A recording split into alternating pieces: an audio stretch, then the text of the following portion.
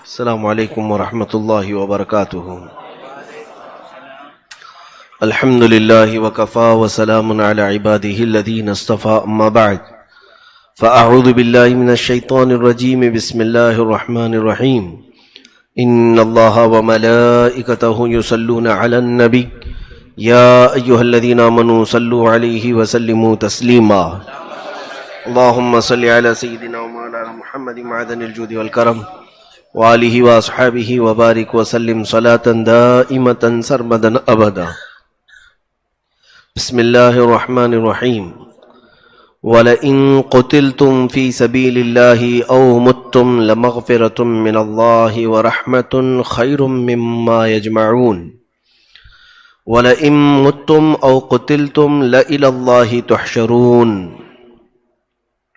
اور بے شک اگر تم اللہ کی راہ میں مارے جاؤ یا مر جاؤ تو اللہ کی بخشش اور رحمت ان کے سارے دھن دولت سے بہتر ہے، اور اگر تم مرو یا مارے جاؤ تو اللہ کی طرف تمہیں اٹھایا جانا ہے۔ یہاں پر آیتیں احد کے متعلق جو چل رہی تھی وہ ختم ہو گئی، جو کنٹینیو کئی دنوں سے جنگ احد کا چیپٹر چل رہا تھا وہ ان آیتوں کے پاس آ کر اختتام پذیر ہوتا ہے۔ کل ملا کر خلاصہ جو ہوتا ہے، لب لباب بیان کا جو حاصل کلام ہوتا ہے، وہ اس طرح سے رب تعالیٰ نے فرمایا کہ اگر تم اللہ کی راہ میں قتل کیے جاؤ، مارے جاؤ، تو اللہ تعالیٰ فرماتا ہے کہ تمہیں جو اللہ کی طرف سے رحمت اور بخشش ملنے والی ہے وہ پوری دنیا کی دھن دولت سے بہتر ہے۔ پوری دنیا میں جو کچھ بھی تم زندہ رہ کر کے حاصل کر سکتے اس سے بہتر ہے جو اللہ تعالیٰ کی راہ میں قتل کیا گیا، وہ شہید کا یہاں پر مقام و مرتبہ بتایا جا رہا ہے۔ دوسری آیت بھی یہی ہے، وَلَئِن مُتُّمْ أَوْ قُتِلْتُمْ۔ لیکن ایک بات یہ بھی یاد رکھنا، چاہے تم مرو اپنے گھر پر، چاہے تم مارے جاؤ میدان جہاد میں، کہیں پر بھی موت ہونے کے بعد لوٹنا تو اللہ کے پاس ہی ہے، یہ تو پکی بات ہے۔ تم کہیں پر بھی مرو، پلٹنا تمہیں اللہ کے پاس ہے۔ رب تبارک و تعالیٰ نے یہاں سے ہر ایک انسان کے متعلق اس چیز کو واضح فرمایا ہے کہ دیکھیں، دنیا میں چاہے کوئی بھی انسان زندگی گزار رہا ہو، میں مسلمانوں کی بات نہیں کر رہا ہوں، کافر ہو، مشرک ہو، یہودی ہو، عیسائی، کوئی بھی ہو، ہم میں سے ہر کوئی جو زندگی گزار رہا ہے، ہماری زندگی تیزی سے ہمارے رب کی طرف بڑھ رہی ہے۔ ہم اللہ تعالیٰ کی طرف بڑھتے جا رہے ہیں۔ اس کا احساس ہو نہیں رہا ہے سب کو۔ قرآن کی وہ آیتیں سورہ انشقاق میں رب تعالیٰ فرماتا ہے، یا ایھا الانسان انک کادح الی ربک کدحا فملاقیہ۔ اے انسان، تو ہر پل انک کادح الی ربک، یعنی اپنے رب کی طرف ہر پل بڑھ رہا ہے، لمحے کو تو کاٹتے ہوئے آگے بڑھ رہا ہے۔ فملاقیہ، اور عنقریب تو ملاقات کرنے والا ہے، چاہے خوشی سے ملاقات کرے گا یا مجبوری میں ملاقات کرے گا، ہے تو کرنا ہے تمہیں۔ یہ عقیدہ تو سب کا ہے کہ قیامت ہونا ہے، میدان محشر قائم ہونا ہے، آخرت کا ہم سب کے ہاں عقیدہ ہے، حتیٰ کہ یہودیوں اور عیسائیوں کے ہاں بھی آخرت کا تصور ہے، پایا جاتا ہے۔ ہندوؤں میں یہ عقیدہ نہیں ہے، ان کے ہاں پرن جنم کا عقیدہ ہے، آخرت کا، قیامت کا عقیدہ نہیں۔ لیکن خدا کے پاس پلٹنے کا، لوٹنے کا دنیا کے تقریباً مذہبوں میں یہ تصور پایا جاتا ہے۔ تو یہاں میں اسلامی نظریہ پیش کر رہا ہوں کہ ہمارا عقیدہ یہ ہے، دنیا میں جینے والا چاہے کسی بھی مذہب یا عقیدے کا آدمی ہو، لیکن وہ بڑھ رہا ہے اپنے رب کی طرف، یعنی رب کو منہ دکھانا ہی ہے اسے۔ اس کا دوسرا معنی یہ نہ لیں رب کی طرف بڑھ رہا ہے یعنی معرفت کے راستے پہ نہیں بڑھ رہا ہے، اللہ تعالیٰ کی معرفت حاصل کرنے کے لیے نہیں، بلکہ وہ اپنے حساب و کتاب کی طرف بڑھ رہا ہے۔ موت اس کی آنی ہے ابھی، اور اس کا حساب لیا جائے گا. ٹائم لمٹ جیسے جیسے ہمارا بڑھتا جا رہا ہے، ختم ہوتا جا رہا ہے، ہم اپنے رب کی طرف بڑھتے جا رہے ہیں. تو اب یہاں موت کے متعلق یہ ڈکلیریشن مل گیا کہ چاہے تم ہاسپٹل میں مرو، گھر کے اندر مرو، جہاد کے میدان میں مرو، کہیں پر بھی پلٹنا تو تمہیں اللہ کے پاس. لَإِلَى اللَّهِ تُحْشَرُونَ، یہ ان لوگوں کے رد میں اللہ نے فرمایا جو صحابہ کو تانا دیتے تھے. جنگ احد میں جو صحابہ گئے تھے ان کو تانا دے رہے تھے کچھ مدینے کے منافقین، تم اگر ہمارے ساتھ رہتے تو نہیں مارے جاتے، اتنے زخم نہیں کھاتے، تمہارے اتنے ساتھی نہیں مرتے، 70 لوگ جاں بحق ہو گئے، یہاں رہنا چاہیے تھا. تو پچھلی آیتوں میں تو اس کا بیان تمہاری رب نے لکھا ہے نا، تو تمہارے گھروں کے اندر بھی آ کر لے لے گی. تم سمجھتے ہو کہ گھر کے اندر ہم محفوظ ہیں، سیف ہیں، تمہارے بستر پر بھی موت کو آنا ہے تو وہاں پر بھی آ جائے گی. خیر، یہاں پر 2 آیتوں میں قصہ تمام. اللہ تعالیٰ نے یہ فرما دیا کہ وَلَئِن مُتُّمْ أَوْ قُتِلْتُمْ، اس سے پہلے آیت وَلَئِن قُتِلْتُمْ فِي سَبِيلِ اللَّهِ أَوْ مُتُّمْ، اللہ کی راہ میں تم مارے گئے یا پھر انتقال کر گئے، مر گئے، لَمَغْفِرَةٌ مِّنَ اللَّهِ وَرَحْمَةٌ خَيْرٌ مِّمَّا يَجْمَعُونَ، تو اللہ کی بخشش اور رحمت جو تمہیں اللہ کی طرف سے ملنے والی ہے وہ پوری دنیا کی دھن دولت سے بہتر ہے، اس سے زیادہ ملے گی. انسان اپنی حیثیت کے مطابق کیا کیا کما سکتا ہے، کیا کیا حاصل کر سکتا ہے. تم بہت اگر محنت کے ساتھ یہاں کچھ جمع کر بھی لیے تو کچھ گاڑی، بنگلے، جائیدادیں، پھر بھی کتنا جمع کرو گے، کتنے جمع کرو گے؟ پوری دنیا خرید تو نہیں سکو گے. دنیا تو بہت دور کی بات، ایک علاقہ خرید نہیں سکو گے، تم اپنے محلے کو خرید کر کے دکھا دو. یہ سب کی پوزیشن نہیں ہے. ہاں کچھ لوگ اگر مال والے ہوں تو یہ سب کی کیفیت نہیں ہو سکتی. انسان پوری زندگی بھر ہاتھ پیر مار کر کے بھی وہ حاصل نہیں کر سکے گا جو اللہ تعالیٰ کی طرف سے ایک شہید کو دیا جانے والا ہے. شہید کا مقام تو بہت بلند ہے. میں نے اس سے قبل وہ حدیث پاک آپ کے سامنے عرض کی تھی، جنت میں جانے والے سب جا چکے ہوں گے، اخیر میں جو جنت میں آئے گا، آخری جنتی، وہ جب جنت میں جہنم سے نکل کر کے آیا ہے، عذاب سہ کر کے آیا ہے، وہ جب آئے گا رب تعالیٰ سے پوچھے گا مولا سب تو جگہ فل ہو گئی، میں کہاں جاؤں؟ ساری جگہ جنتی اپنے اپنے لے چکے ہوں گے. اس کو اخیر میں جانے والا سب سے آخر درجے والا ہی ہوگا نا. جو اعلیٰ درجے والے ہوں گے وہ تو پہلے ہی جا چکے ہوں گے، جو سب سے اخیر میں آیا ہے وہ سب سے کم درجے والا ہوگا نا. اس جنتی کو کیا دے گا رب تعالیٰ؟ رب تبارک و تعالیٰ اس سے پوچھتا ہے کہ اے بندے، تو نے میری دنیا دیکھی تھی جہاں تو جی کر کے آیا ہے؟ کہا ہاں مولا، زمین و آسمان یہ ساری چیزیں میں نے دیکھی. رب تعالیٰ فرماتا ہے تو جس زمین سے آیا ہے، جس دنیا سے، کیا میں تیری اس دنیا کے برابر کا ایک محل تجھے دے دوں؟ وہ کہتا ہے مولا اگر اتنی بڑی چیز مجھے مل گئی تو کیا کہنے. رب تعالیٰ فرماتا اس کے مثل ایک اور دے دوں، ڈبل. پھر اس کے بعد یہاں تک کہ حدیث پاک میں الفاظ ہیں 5 مرتبہ رب تعالیٰ نے فرمایا اس کے مثل اور ایک، اس کے مثل ایک اور. تو یہ آخر میں جانے والے جنتی کو جب اتنی بڑی جائیدادیں وہاں مل سکتی ہیں تو پھر شہید کا مقام کیا ہو سکتا ہے؟ شہید کے متعلق تو ہم سوچ بھی نہیں سکتے. اس کے متعلق تو دنیا میں ہی ایسے احکامات ہیں جو سب کے لیے نہیں ہیں، بالکل ڈیفرنٹ اس کے لیے احکامات ہیں. شریعت کے بہت ساری چیزیں اس پر لاگو نہیں ہوتی. یہ بھی فرمایا گیا شہید کا خون زمین پر گرنے سے پہلے پہلے اسے جنت دکھائی جاتی ہے. دنیا میں کوئی جنت نہیں دیکھ سکتا شہید کو. اس کی آنکھیں بند ہونے سے پہلے وہ جنت اپنا مقام، اپنا ٹھکانہ دیکھ لیتا ہے، تب اس کی آنکھیں بند ہوتی ہیں. آخر وقت میں شہید کے لیے اس کے علاوہ اس کے لیے جو ڈیفرنٹ احکامات ہیں، مختلف احکامات، اس کے کپڑے نہیں اتارے جائیں گے. کفن میاں ہم کو اور آپ کو پہنایا جائے گا، شہید کو کفن نہیں. کہا جن کپڑوں میں وہ انتقال کیا انہی کپڑوں میں دفن ہوگا. شہید کو غسل نہیں دیا جائے گا. ہمیں اور آپ کو، چاہے دنیا میں کوئی کتنا بھی بڑا عالم ہو، مفتی ہو، جو بھی ہو، ہم انتقال کریں اگر اپنی طبعی موت تو ہمیں تو غسل دینا ہی ہے. لیکن شہید کا حکم بالکل ڈیفرنٹ، الگ ہے. فرمایا کہ شہید کو غسل نہیں، کہا وہ صرف اپنے خون سے ہی پاک ہو چکا ہے، وہ پاک ہو چکا ہے، اس کے لیے غسل نہیں ہے. یعنی جداگانہ احکامات شہید کو یہیں پر بتا دیے گئے، اسے نہ غسل ہے نہ کفن ہے، جنازے کی نماز ہے.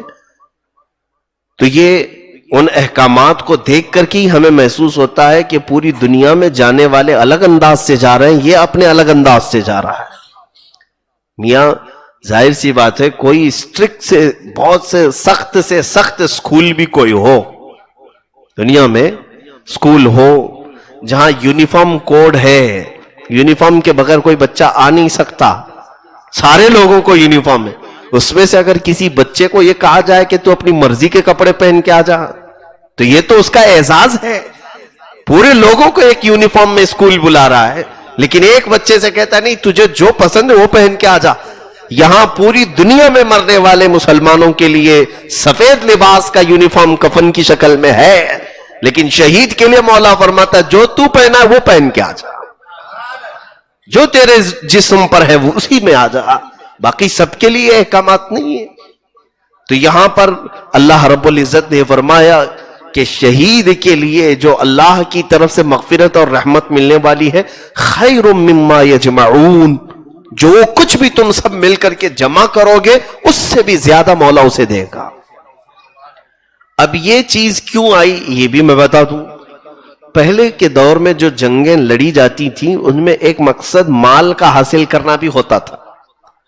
ظاہر سی بات ہے، ایک قوم دوسری قوم پر حملہ کرتی ہے تو جو سامنے والی اگر شکست کھا گئی تو وہ اپنا مال دولت سب کچھ چھوڑ کر کے جائیں گے. وہ سب مال کس کا ہوتا تھا؟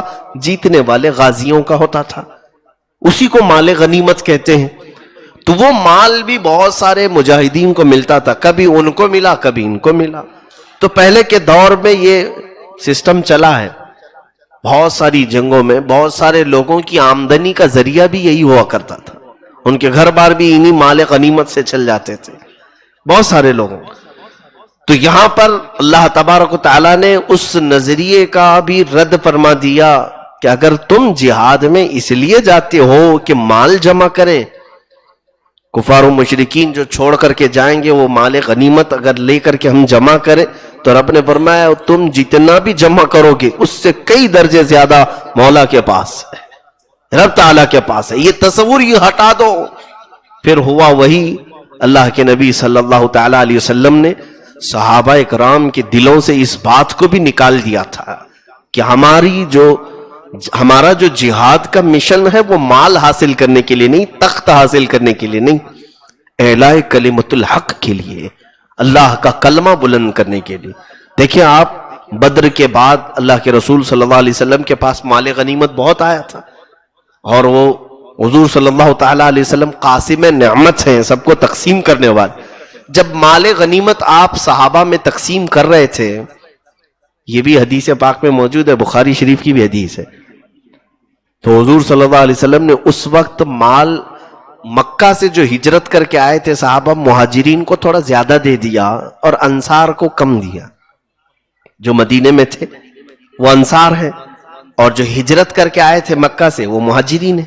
یہ پہلی جنگ ہی تھی ابھی 2 ہجری میں، تو تھوڑا سا مال مکہ والوں کو یا ہجرت کرنے والے مہاجرین کو حضور صلی اللہ علیہ وسلم نے زیادہ دیا اس میں، اور انصار کو کم.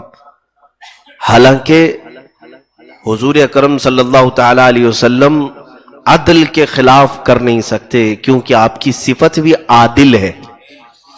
حضور سے بہتر عدل کرنے والا کون ہے؟ لیکن وہاں حکمت تھی. پھر بھی انسانی فطرت ہے، سامنے کا نظر آتا ہے، پیچھے کا ہمیں کہاں نظر آتا ہے. ہم تو سامنے کا دیکھتے ہیں. کبھی کبھار ایسا ہوتا ہے کہ انسان سامنے کا صرف ایک رخ دیکھتا ہے لیکن پیچھے والے رخ کے متعلق وہ نہیں جانتا. اس کی ایک سادی سی مثال، 2 لوگ کھڑے تھے، میں نے ایک سے مصافحہ کیا اور ایک سے نہیں کیا. جس سے نہیں کیا اس کے دل میں یہ آئے گا کہ کیوں اس سے کیا ہے، کیا یہ ان کا قریبی ہے یا کچھ پیسے والا ہے، سیٹ ہے یا کچھ دیتا ہوگا. طرح طرح کے خیالات جنم لینا شروع ہوتے ہیں. یہ انسانی فطرت ہے. جبکہ اسے تصویر کا دوسرا رخ معلوم نہیں، ہو سکتا ہے کہ بیمار ہوگا اس کو دم کرنے کے لیے ملاقات کیا ہوگا. یہ پازیٹو تھنکنگ بہت کم آتی ہے. یہ تو انسانی فطرت ہے. صحابہ کرام کے دلوں میں یہ بات آئی جو انصار صحابہ تھے, تو وہ آپس میں بات چیت میں چیمی گوئیاں ہوتی ہیں نا, ارے رسول اللہ تو اپنے گاؤں والوں کے لیے زیادہ دے دیے, زیادہ دے دی. حالانکہ گستاخی نہیں تھی, یہ انسانی فطرت ہے, بات چیت ہونے لگ گئی ایسے ہی. تو انصار صحابہ میں کئی جگہ یہ باتیں پھیلی تو حضور اکرم صلی اللہ تعالی علیہ وسلم تک یہ خبر آ گئی. حضور صلی اللہ علیہ وسلم کو جب یہ بتایا گیا کہ انصار آپس میں یوں بات کر رہے ہیں کہ آپ نے مہاجرین کو مال زیادہ دے دیا اور انصار کو مال کم دیا ہے, اللہ کے نبی صلی اللہ تعالی علیہ وآلہ وسلم نے تمام انصار کو ایک جگہ جمع فرمایا, ایک ٹیلے پر, اور اس میں سے جو انصار صحابہ میں جو لیڈر تھے, جو سید تھے ان کو بلایا اور پوچھا کیا میں نے سنا ہے ایسی ایسی باتیں تمہاری جماعت میں چل رہی ہیں, کیا یہ صحیح ہے؟ تو انہوں نے کہا ہاں یا رسول اللہ صلی اللہ علیہ وسلم, ایسی باتیں چل رہی ہیں کہ آپ نے مہاجرین کو تھوڑا کچھ زیادہ دے دیا, جبکہ جنگ میں جہاد میں شریک ہونے والے سب برابر کے حصے دار تھے. حضور اکرم صلی اللہ تعالی علیہ وسلم نے جو ایک خطبہ دیا اس وقت, وہ خطبہ آج بھی موجود ہے. حضور صلی اللہ تعالی علیہ وسلم نے انصار کے متعلق خطبہ دیا, اے انصار کیا تم اپنی پچھلی تمام کیفیات کو بھول گئے؟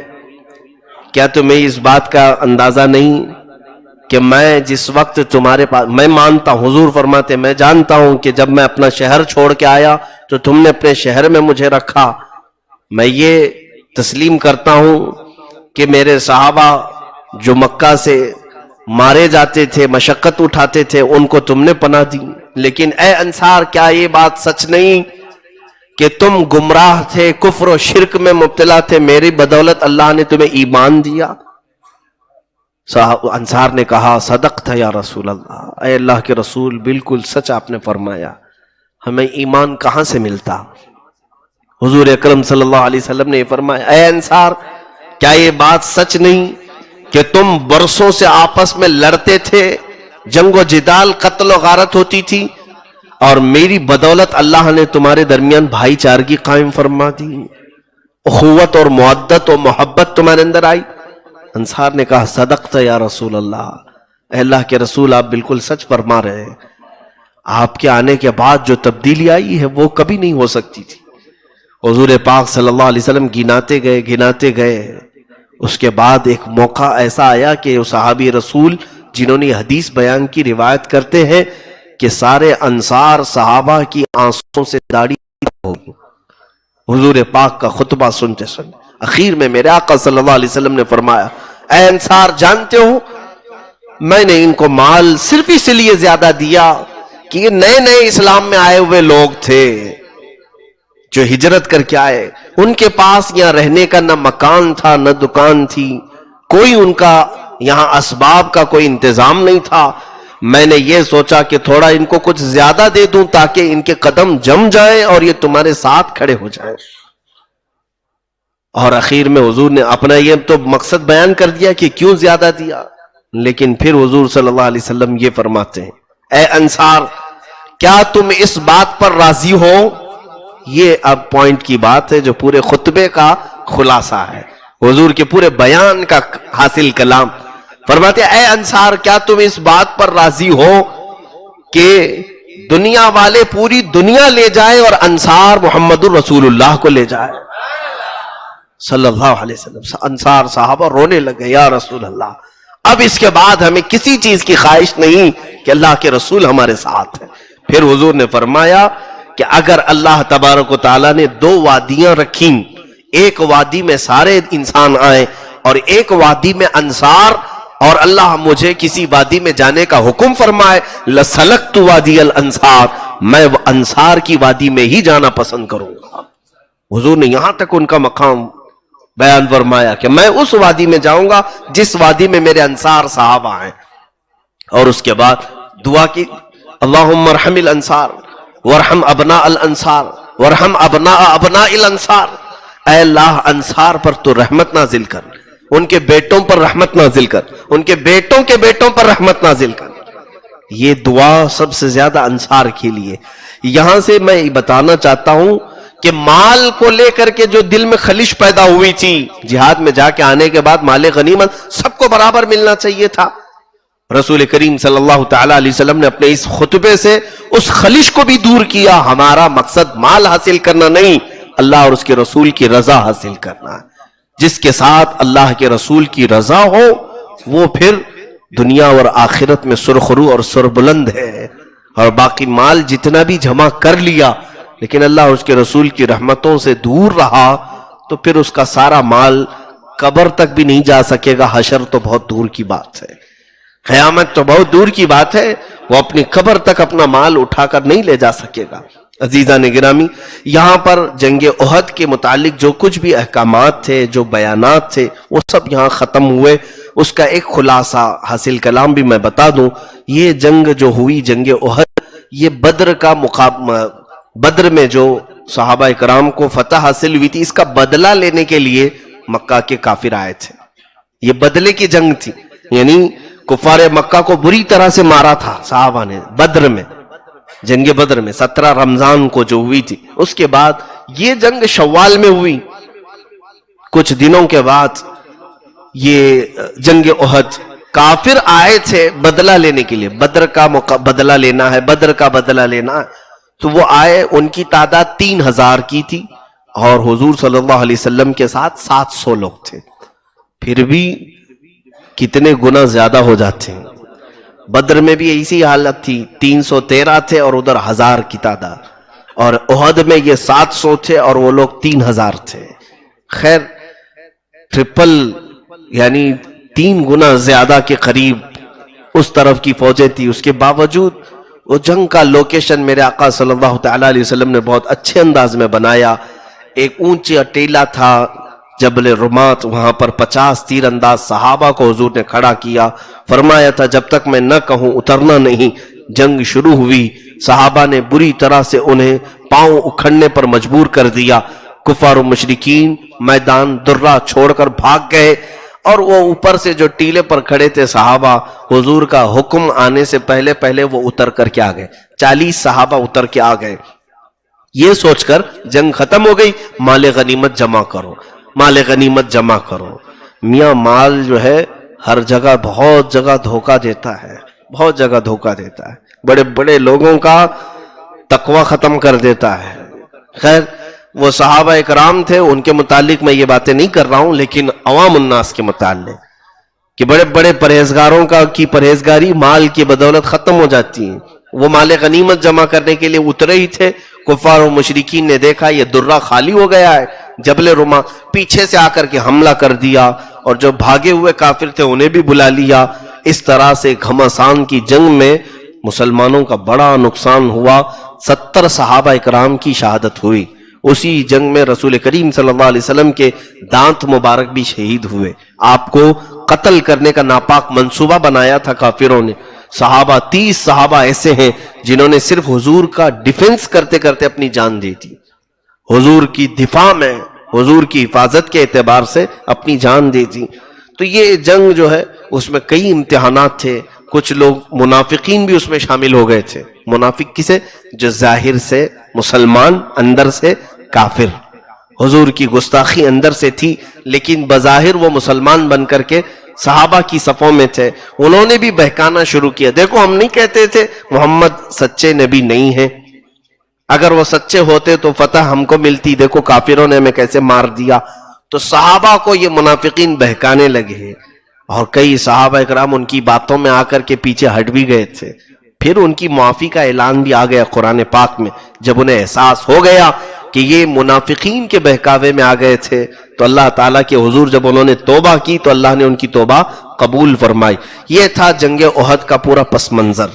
اس جنگ میں بہت سارے کارنامے بھی ہوئے، سید الشہداء امیر حمزہ رضی اللہ تعالیٰ عنہ کی شہادت ہوئی، حضرت مصعب بن عمیر، حضرت عبداللہ بن جحش رضی اللہ تعالیٰ عنہ، یہ بڑے بڑے جلیل القدر صحابہ جنگ احد میں شہید ہو گئے تھے۔ سب سے زیادہ غم میرے آقا صلی اللہ تعالیٰ علیہ وسلم کو اگر کسی بات کا تھا تو حضرت امیر حمزہ کی شہادت کا۔ حضرت امیر حمزہ کو جس نے شہید کیا، وحشی نام کا ایک غلام، ہندا کا غلام تھا، ہندا نام کی خاتون، عرب مکہ میں رہتی تھی، ابو سفیان کی بیوی، ابو سفیان کافروں کا لیڈر بن کر کے، سپہ سالار بن کر کے تھا۔ ابو سفیان کی بیوی ہندہ نے ایک غلام پال رکھا تھا وحشی نام کا، حبشی، اس کو تیر اندازی میں بہت ماہر، تو اس غلام کو منہ مانگا انعام دینے کی لالچ میں وہ احد میں لے آئی، اور امیر حمزہ کو صرف اور صرف اس لیے وہ مارنا چاہتی تھی کہ بدر میں حضرت امیر حمزہ نے اس کے بھائیوں کو مارا تھا، بھائیوں کو قتل کیا تھا، اسی لیے ہندہ یہاں پر مارنا چاہتی تھی، اور ہوا بھی۔ حضرت امیر حمزہ کو گھات لگا کر کے ایک نیزے سے اس وحشی غلام نے ایسے مارا کہ وہ نیزہ سیدھا آپ کے سینے سے پیٹھ کی طرف نکل آیا، آپ زمین پر گر گئے۔ وہاں پر حالات بہت ایسے تھے کہ قابو میں نہیں تھے، سب بھگدڑ مچی ہوئی تھی۔ ایسے میں ہندہ آئی، امیر حمزہ رضی اللہ تعالیٰ عنہ کا سینہ چاک کیا چاقو سے، اور سینہ پھاڑ کر کے اندر سے کلیجہ نکالا، اور نکال کر کے سب کے سامنے چبایا اور کہا میری قسم پوری ہو گئی، میں نے بدر کے دن یہ قسم کھائی تھی کہ امیر حمزہ کو میں قتل کروں گی اور اس کا کلیجہ نکال کر چباؤں گی۔ سب کے سامنے اس نے کیا۔ اللہ کے رسول صلی اللہ تعالیٰ علیہ وسلم کو یہ منظر آپ نے دیکھا، زندگی بھر میرے آقا صلی اللہ تعالیٰ علیہ وسلم اس منظر کو یاد کرتے تو آپ کے آنکھوں سے آنسو نکل آتے تھے۔ لیکن یہ بھی دیکھیں، بڑی عجب بات ہے، اقبال نے کہا ہے، بارہا مجھے وہ شعر یاد آتا ہے، حرم کو مل گئے پاسباں صنم خانے سے، حرم کو مل گئے پاسباں صنم خانے سے، اکثر یہ ہوتا رہا ہے۔ امیر حمزہ رضی اللہ تعالیٰ عنہ کو جس وحشی غلام نے قتل کیا تھا وہ اسلام لائے اور صحابی رسول بھی بنے، صحابیت کا درجہ پا لیا۔ اور ابو سفیان جو سپہ سالاری کرتے رہے کافروں کے ساتھ، بدر میں وہ بڑے لیڈر بن کر آئے، احد میں وہ بڑا لیڈری کیا، خندق میں بڑی لیڈری کرتے رہے کافروں کی، لیکن فتح مکہ کے دن ابو سفیان نے بھی اسلام قبول کیا، اور ہندہ